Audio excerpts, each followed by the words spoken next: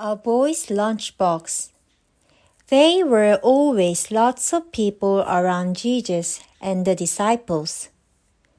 Guys, let us go to a quiet place. We don't have time to eat.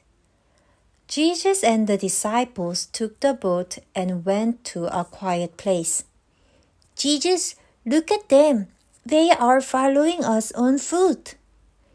There are more and more people from every town and village. People from everywhere were gathering, so there were too many people. They went ahead of Jesus and the disciples, and even before they arrived, they were waiting for them. After Jesus got off the boat, he looked and had compassion for them. They are like sheep without a shepherd. So Jesus taught many things for them. People who were gathered at the field didn't even think about going home because they were focusing on what Jesus said. When the disciples saw them, they were worried. It's time for dinner. They must be hungry. Talk to Jesus about it. Jesus, it is getting dark. There is no place to have dinner here. So what about sending them to villages now and there they can buy some food themselves? No, you give them something to eat. Huh? Jesus, you mean we go to the villages and buy some breads for them?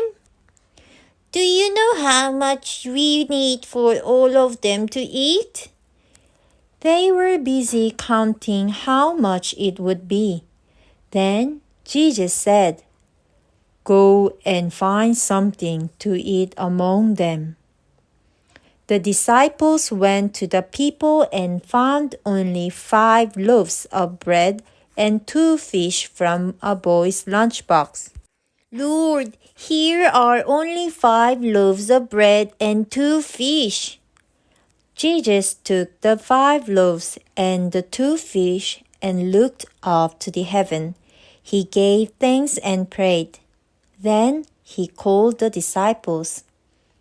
Now, let the people sit down on the grass in groups.